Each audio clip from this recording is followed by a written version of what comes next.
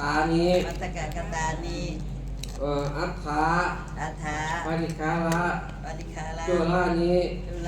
อิมังกัปปะลุขังสาปริวรังภิกขุสังฆสาโอโนสยามะสาธุโนพันเตภิกขุสังโฆอิมานิมัตตกะภัตตานิอัฏฐาปฏิคาระจุลานิอิมังกัปปะลุขัง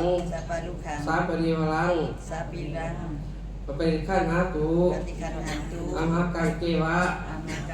มาตาปิตุอาทินัญจาญาตกานัญจาการกตานังอิคารตังอิตายะสุขายะข้าแต่ท่านพระสงฆ์ผู้เจริญบักหน่วยทั้งหลายหมายมีเป็นผู้มุยสุขอรุณความโดยลูกหลานและญาติพี่น้องทั้งหลายทั้งไกลและไกลขอน้อมถวายซึ่งมัตตกะภัตตาหารและกองอัฏฐาต้นกระพึกขอถวายแด่พระภิกษุสงฆ์ขอภิกษุสงฆ์จงรับ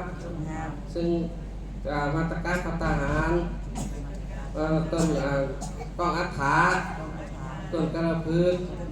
เขาบอกอะไรทั้งหลายเพื่อประโยชน์และเพื่อความสุขแก่พวกคนทั้งหลายตลอดกาลนานเถิดอีกประการหนึ่งพวกคนทั้งหลายขออุทิศส่วนบุญกุศลที่ได้เห็นในวันนี้เป็นส่วนว่าในทานในรักษาศีลในฟังธรรมเทศนาขออุทิศในสรรพสัตว์ทั้งหลายเบื้องบน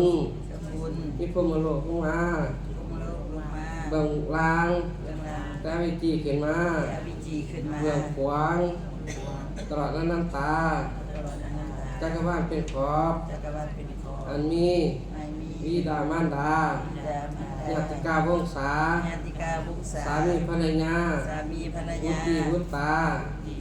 ผู้ประสาอาจารย์เจ้าทินเจ้าฐานเจ้ากรรมนายเวรก็จงรับจักสู่เอาส่วนบุญกุศลที่พวกขน้อยในเหตุในวันนี้หากว่าดวงวิญญาณ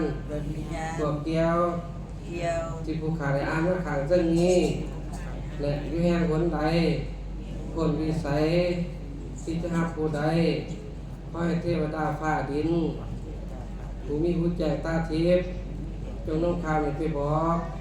ว่าพวกขน้อยแต่เหตุบุญหาขอจงได้รับถ้าได้รับแล้วขอจงไปเกิดดีมีสุขถ้าทุกข์ก็ค่อยพ้นจากทุกข์ถ้าสุขแล้วก็ค่อยสุขยิ่งขึ้นไปตามภูมิเท่าเข้าสู่พระนิพพานอีกประการหนึ่งก็ให้ส่วนบุญกุศลที่พวกขน้อยในเหตุในวันนี้จงเป็นปัจจัยให้พวกขน้อยเจริญรุ่งเรืองในหน้าที่การงานเกิดอะไรก่อยมาหาอันใดก่อยขึ้นก็จงเป็นปัจจัยให้เป็นบันไดแก่บันไดทองให้พวกขน้อยทั้งหลายไปสู่สวรรค์และพระนิพพานหากแต่ว่าเนี่ยพระท่านถึงแล้วแม้จะเวียนว่ายตายเกิดในศาสตร์พบใดก็ดีถึงชื่อว่าทุกข์ให้ทรัพย์อปัญญาในหมู่คนทั้งหลายขออย่าให้มีเลยสาธุสาธุสาธุอนุโมทามิเอาติ่มสุดเลยไว้สารวัตรตรงนี้มาโก้มาเขียนเป็นเขียนเป็นก้อนยกเขียนใส่ค้างอยู่ใส่ค้างเอาเคนเด้อเคนกองเคนนั่นเด้อพร้อมกันเด้อดูไม่อย่างนั้นมาถึงเคนพร้อมกันเด้อสาธุ สาธุสาธุโมทามิ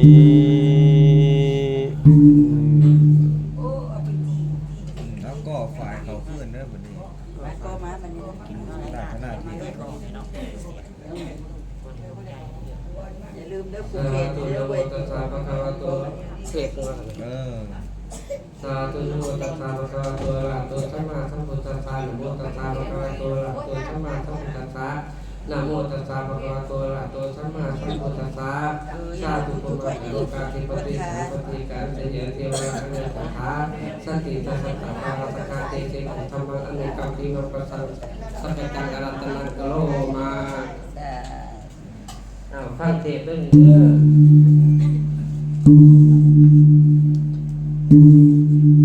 ฟังเทศน์หน่อยหนึงเด้อ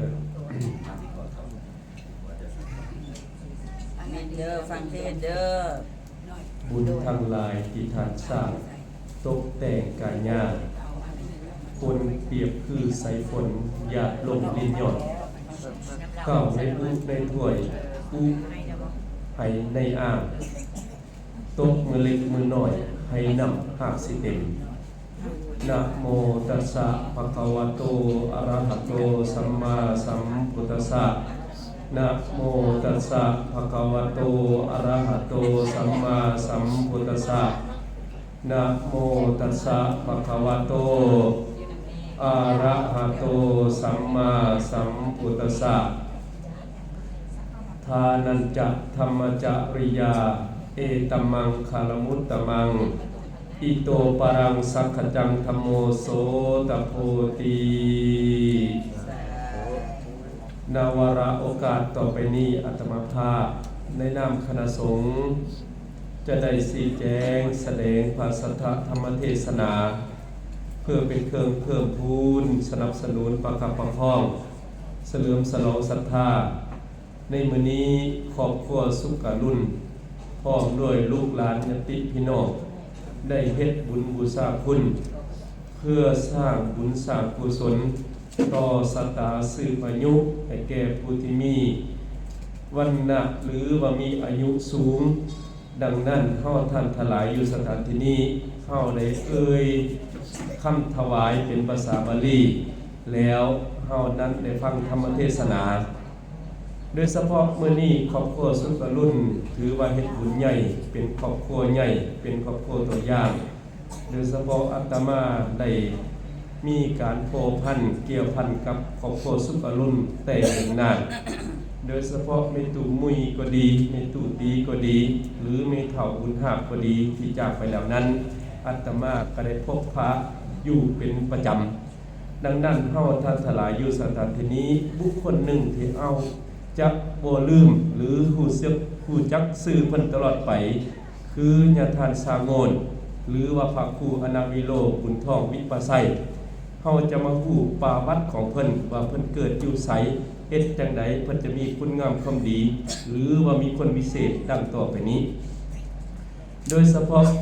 พระครูอนาวิโลบุญทองวิปัสไสเกิดเมื่อวันที่14เดือนกุมภาพันธ์ปี1940ที่บ้านดอนสร้างไผ่ตาแสงพวดแขวงเมืองโขงแขวงศรีพันดอนในอดีตหรือจำปาสักในปัจจุบันโดยเฉพาะมีเอื้อยไอ้น้องควบผู้ท้องด้วยกัน3คนเฉพาะในวัยเด็กของญาติท่านสร้างโงนหรือพระครูอนาวิโลบุญทองวิปัสไสนั้นเป็นทุกคนที่มีเมตตาเป็นทุกคนที่ใฝ่หาอยากศึกษาหาเรียนอยู่สม่ำเสมอโดยเฉพาะในชีวประวัติเพิ่นได้กล่าวไว้ว่าเมื่อยังเพิ่นยังน้อยนั้นเพิ่นมักเมตตาเมื่อได้หาปลาหรือหาเครื่องมากก็จะแบ่งให้คนอื่นเป็นคนที่มีพ่อโดยเฉพาะพ่อประจารย์ผ้านั้นเป็นพระอาจารย์ใหญ่เคยบวชเรียนศึกษาเมื่อมีลูกชื่อว่าบุญทองแล้วพร่ำสอนลูกอยู่สม่ำเสมอลูกนั้นมีเมตตาอารีตั้งแต่ยังยาวไว้เมื่อใหญ่ขึ้นมาแล้วพ่อได้พิจารณาเห็นว่าลูกนี้มีทางไปทางพระสงฆ์หรือว่ามักปฏิบัติธรรมพ่อจึงเอาไปมอบให้แก่พระอาจารย์ได้ศึกษาได้บวชเป็นบรรพชาสามเณร ในปี 1957 ที่วัดดอนสังไพนั้นโดยเฉพาะพระครูบุญทองอนาวิโลหรือว่าญาทานสาวโงนนั้นมีกิจวัตรอันงดงามหรือว่าเป็นพระที่เคร่งครัดในการศึกษาเรียนรู้โดยเฉพาะในทางพุทธศาสนานั้นหลักธรรมที่พระสงฆ์บวชในทางพุทธศาสนาจะต้องศึกษามี2อย่างใหญ่ๆคือ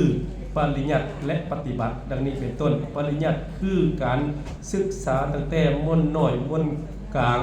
หรือว่าเฮ็ดสังฆปฏิโมกข์อื่นๆไปให้แตกสารและด้านปฏิบัติก็ดีโดยเฉพาะวิปัสสนากรรมฐานธุระก็ดีและวิปัสสนาธุระก็ดีเป็นกิจวัตรของพระสงฆ์ในทางพุทธศาสนาเมื่อพระครูหรือวัญญาทานสางวนบวชเป็นสามเณรนั้นได้สนใจศึกษาเรียนรู้นำพระอุปัชฌาย์และในอุปัชฌาย์บวชเป็นพระภิกษุสงฆ์ที่วัดสร้างแก้วกำแพงเพชรในปี 1959 ถึง 60 นี่ดังนี้เป็นต้นเมื่อเป็นจังซั่นแล้วญาติทานสางโงนนี้ยังฝักใฝ่ในการปฏิบัติธรรมอยู่สม่ำเสมอจึงได้มีเกียรติศัพท์พระอาจารย์ใหญ่องค์หนึ่งชื่อว่าญาติทานสาคำแดงยานบุตโธที่เป็นอาจารย์ใหญ่อยู่แถวภาคใต้นั้นดังนั้นญาติทานสางโงนบุญทองวิปัสสัยจึงขอเข้าไปเรียนวิปัสสนากรรมฐานที่วัดศูนย์ทรารามวัดท่ามาเฮ็บเมืองโขงแขวงศรีพันดรหรือแขวงจำปาสักในปัจจุบันนี้ดังนั้นญาติทานสางโงนนี้เป็นผู้ที่มีเมตตาเอื้ออารีแก่ศิษย์สานุศิษย์อยู่สม่ำเสมอ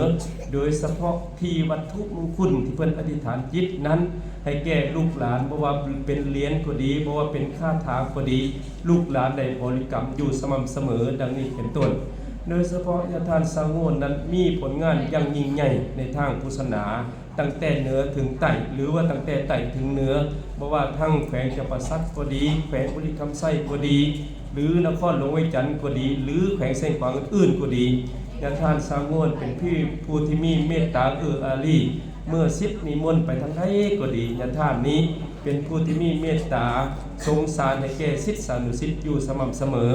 โดยเฉพาะในมื้อนี้ครอบครัวสุขอรุณได้เฮ็ดบุญบูชาคุณถือว่าเฮาได้ยกย่องพระมหาเถระที่องค์หนึ่งที่มีคุณงามความดีและศิษย์สานุศิษย์ที่ถือเครื่องรางของขลังเพิ่นนั้นเพิ่นว่าให้เว้นจากอบายมุขโดยเฉพาะหลักศีล5นั้นอย่างเคร่งครัดโดยเฉพาะหลักศีลที่1หลักศีลข้อที่1นั้นคือปาณาติบาตบ่อาฆาตเบียดเบียนซึ่งกันและกันคือว่าให้เมตตา2หลักศีล5ข้อที่2นั้นบ่ลักจกขโมยของคนอื่นหรือว่าสร้างเศรษฐกิจโดยเฉพาะพอเพียงในการดำเนินชีวิตอย่างพอเหมาะพอสมหลักศีล5ข้อที่3นั้นคือว่าเรื่องฮีดข้องประเพณีนั้นผัวแก้วเมทิพย์ผัวหั่งเมมีญาติทานสางโงนสอนอยู่สม่ำเสมอและหลักศีล5ข้อที่4นั้นคือหลักประกันสังคมคือเว้าจาปราศัยอดีเว้าที่เป็นสัจจะวาจาให้คนเชื่อถือเว้าอันใดควรเว้าอันใดบ่ควรเว้าอยู่สม่ำเสมอหลักศีล5หลักศีลข้อที่5นั้นคือรับประกันสุขภาพญาติทานนั้นเพิ่นแนะนำคำสอนให้ศิษย์สานุศิษย์นั้นให้เว้นจากเครื่องมึนเมาทั้งหลายทั้งปวงให้รักษาสุขภาพคือดังเมตุใหญ่ของเฮานี้เมตุนุ่ยก็ดีเมตุตีก็ดีเมตุอื่นก็ดีในครอบครัวสุขรุ่นสือว่าผู้ที่มีอายุสูงดังนี้เป็นต้นดังนั้นเฮาท่านทั้งหลายเฮ็ดในมื้อนี้ถือว่าเฮานั้นเฮ็ดบุญบูชาคุณให้แก่บิดามารดาและบูชาครูบาอาจารย์ที่มีชื่อเสียงโด่งดังยกตระกูลวิปัสสัยก็ดีหรือตระกูลสุขอรุณก็ดี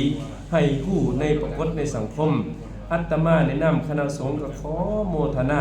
ส่วนบุญกุศลนี้ขอให้ดวงจิตวิญญาณผู้มีกระคุณก็ดีพ่อแม่ปู่ย่าตายายก็ดีโดยเฉพาะดวงจิตวิญญาณของญาณทิพย์ญาณธรรมของญาณท่านสางโงนหรือว่าพระครูอนาวิโรจน์บุญทองวิปัสสัยนั้นขอให้ญาณท่านจงบัดลบันดาลประทานพรญาณแก้วญาณทิพย์ญาณธรรมจงบัดลบันดาลให้แก่ลูกหลานญาติพี่น้อง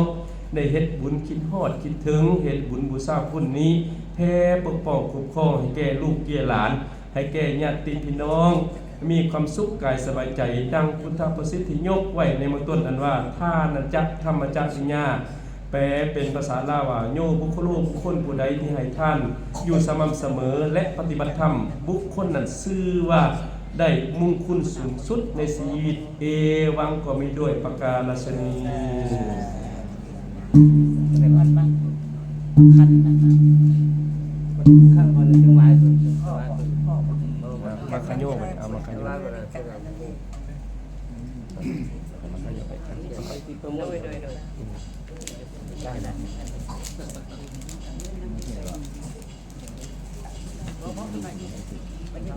อันนั้นดิ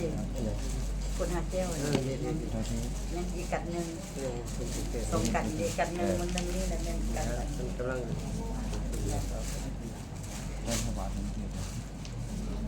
พระบาทบ่ได้หรอกต้นบุก้าวิตูนี่งูเอาบอกทุกคนเลย ฟังอีกของมึงคนหาแก้วเดินเอาเลยนะโม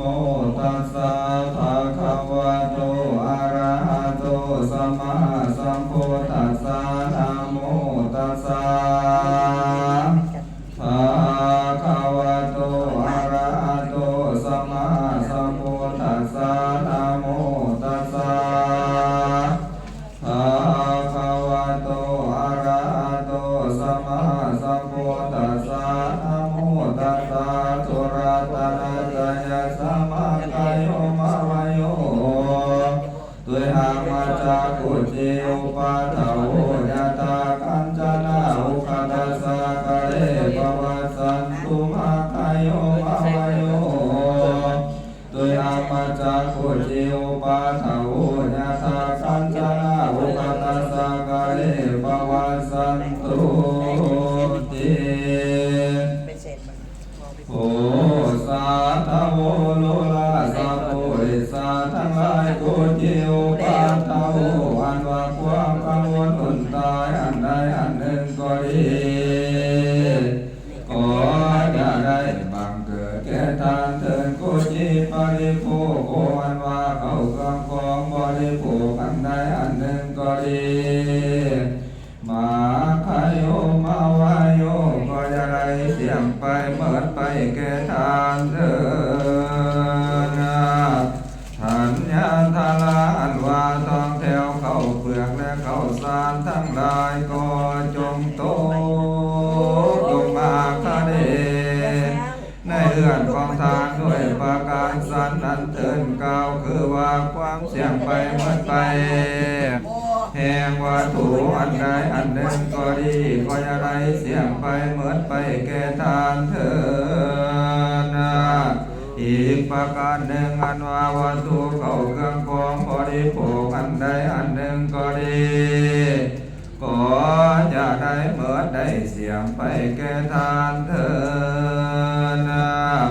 การจนาอันว่าเงินและคำทั้งหลายขอจงตกลงมากะเดในเอือนาอุกาตาเศรษฐีและเมอุปมาสันใดอันว่าเงินและคำทั้งหลายก็จงหลั่งไหลเข้ามากะเดในเอือนของทานด้วยประการสันนันเถิดโกจิอุปาทโวอันว่าอุปาทวาอุ่นตายอันใดอันหนึ่งก็ดีก็อย่าได้บังเกิดแก่ทานเถิดอีกประการหนึ่งอันว่าวัตถุเข้ากำกองบริโภคที่ไหลเสียสารวังให้เป็นทานไปแล้วอันใดอันหนึ่งก็ดีก็จะได้โภคได้เห็นไปแก่ทานเถิดการจนาอันว่าลอยคำสูงอันใด8 ศอกก็บังเกิดมีมาในกำลังเอื้อนแห่งสลินเศรษฐีและเมอุปมาสันใดอันว่าเงินและคำอันเป็นผู้ได้ด้อยก็จงบังเกิดมีในกำลังเอื้อนกองทานทั้งหลายด้วยประการสันนันเถิดอันว่าอุปาทวาเหตุหายอุ่นตายอันใดอันหนึ่งก็ดีก็จะได้บังเกิดแก่ทานเถิด อีกประการหนึ่งอันว่าวัตถุเข้าเครื่องของบริโภคอันใดเสียสละวางให้เป็นทานไปแล้วอันใดอันหนึ่งก็ดีก็จะได้เมื่อได้แห่งไปแก่ทานเถิดข้าพระนาเก่าคือว่าเงินและกำแก้วและแหวนทั้งหลายก็จงตกลงมากระเดในเรือนกองทานด้วยประการสันอันเดินอันว่าเงินและกำทั้งหลายก็จงตกลงมาทะเลในเรือนกองทานด้วยประการสันอันเดินส่วนนั้นว่าความกังวลอดตายอย่างใดอย่างหนึ่งก็ดีก็จะได้บังเกิดแก่ทานเถิดอีกประการหนึ่งอันว่าวัตถุเข้าเครื่องของบริโภคอันใดอันหนึ่งก็ดีก็จะได้เสี่ยงไปเหมือนไปแก่ทานเถิดสัพพทานานิอันว่าทรัพย์สมบัติเข้าของทั้งมวลก็จงตกลงมาคาเดในอันแห่งโอกาตาเศรษฐีและเมอุปมาสันใดอันว่าทรัพย์สมบัติเข้าของเหล่านั้นก็จงตกลงมาคาเดในอันของทานด้วยประการสันนั้นเถิดอันว่าความกังวลหล่นตายทั้งหลายเป็นตนว่าความบ่สบายเหนือหัวใจเจ็บทุกข์ไม่ทุกข์สุขไม่มองใจแล้วห้องให้ต่างขออย่าได้บังเกิดแก่ตางเถิดอีกประการหนึ่งอันว่าวัตถุเข้าเครื่องของบริโภคอันใดอันหนึ่งก็ดีกล่าวคือว่าเงินและกำแก้วและแหวนเสื้อผ้าพรเก่านำโภชนาอาหารก็จะได้เสี่ยงไปเมิดไปแก่ทานเถิดสัตตลวัสสานิอันว่าหาฝนแก้วเจ็ดประการก็จงตกลงมาในคุ้มปราสาทลาสว่างหลวงแห่งพญาเวสสันดรปางเมื่อเป็นราศีต้น10 ไม้เสด็จจากป่าไม้เข้ามาเมืองในวันนั้นก็มีรวยประการสันใดอันว่าหาฝนแก้วเจ็ดประการเก่าคือว่าแก้วปาธรรมลาเหลื่อมเลือตาแก้วปีลางามบนพวงแก้วประพานมีแสงเฮืองงงแก้วมานีปวงลาสเมแก้วปีตูนมีกามาแก้ววันศีลาหลากอาภาแก้วมุกลางามสร้อยโสดเงินกำโสดเนื้อลายก่อนจงโตลงมาอย่างใหญ่เนี่ยละลานเต็มบ้านเต็มเมืองของเจ้ามูลละสัตตาทั้งหลายอันมีพ่อเอื้อนแม่เอื้อนเป็นเขากามทำขออย่าให้พวกท่านโศกเศร้าทุกข์ยากไข้เกินใจสร้างสาเถือก็ขาดเถิดเทศนาปริโยสเนในเมื่อแล้วลดปัสสะธรรมเทศนาขอให้เจ้ามูลละสัตตาออกตนญาติโยมทั้งหลายจงได้ลังคำมาคำปรารถนาสมเก่าแล้วมาแต่หนหลังเนติตัง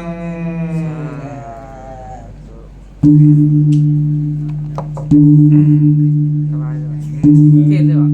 เทียนเลยเนาะเทียนชาทานเนี่ยลูกยากเทียนละคาราวะเนาะคาราวะจะคอยคารวะอย่านำพับพรแล้วจังไปใส่บาตรน้ำหลังเอาคารวะเหมือน คารวะเด้อเสียพึ่งอยากอะไรก็ คารวะพรอยากเทียมเด้อเทียนน้ำยาเพื่อคาราวะน้ำข้นเทียนน้ำยาเนี่ย อย่าน้ำยาได้ทุกอย่างนะเอาให้เลยโจกไปอยู่ในนั้นทุกอย่างนั่นแหละนี่ไอ้ผู้ใหญ่ยังตอนนี้ทุกอย่างตัวนี้ จบ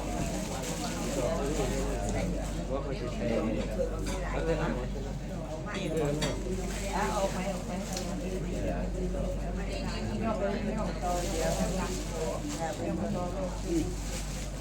เอาลูกทั้งหลังเลยหักคือขึ้นมาถูกทุกได้เลยเสียงดีเด้อไม่ถูกใจ เอาเลยเนาะ แล้วได้แล้วตึกปวดขาและสตาร์ท เอาเด้อเตรียมคาราวะเด้อเด้อ เอา กายเยนวาจานวาเจตัสสวาพุทเทกุกัมมังปะกะตังมายายังพุทโธปฏิคันหันตุอัญจยันตังกาลันตะเลสังวริตุงวะพุทเทกายเยนวาจานวาเจตัสสวาธัมเมกุกัมมังปะกะตังมายายังธัมโมปฏิคันหันตุอัญจยันตังกาลันตะเลสังวริตุงวะธัมเมกายเยนวาจานวาเจตัสสวาสังเคปุกัมมังปะกะตังมายายังสังโฆปฏิคันหันตุอัจจยันตังกาลันตะเลสังวริตุงวะสังเคยะถาวาริวหาปุราปาริปุเรนติสังขารังเอวเมวะอิโตทินังเปทานังอุปกัมปติอิชิตังปะทิตังตุมหังคิปะเมวะสมินสันตุสัพเพปุเรนตุสังกปาจันโทปนาระโสยะธามณิโชติลาโสยะธาม สัพพิ ติโยวิวัสสันตุสัพพะโลกวินาศสันตุมาเตภวัตวันตรายโยสุขิติขายุโกภวะอภิวาทนาสิริสนิจจังบุญญาปัจจายิโนจัตตารโอธรรมวัฏันติอายุวันโนสุขังภาลังอยากนำเดืออัตถสิเมอากาสิเมยติเมตาสกัจจมิเปตานาตะกินังรัสสะบุเบกะตมนุสาลานาหิรุนังวะสุโกวัญญาวัญญาปาริเทวนานัตถะเปตานามัตตายะเอวันติสันติยะตโยอายัญจโกตะกินาตินาสังฆมิสุปะติติตาติกาลตาหิตายะสัทธานาโสอุปกัมปติโสยติธัมโมจายานิทัสสิโตเวตานามุสัจจกตาอุลาลาภาลัญจาภิกขุนามโนปฏิยังตุเมปุญญาปัสสุตังอนาปกันติรัตนาใช่ไหม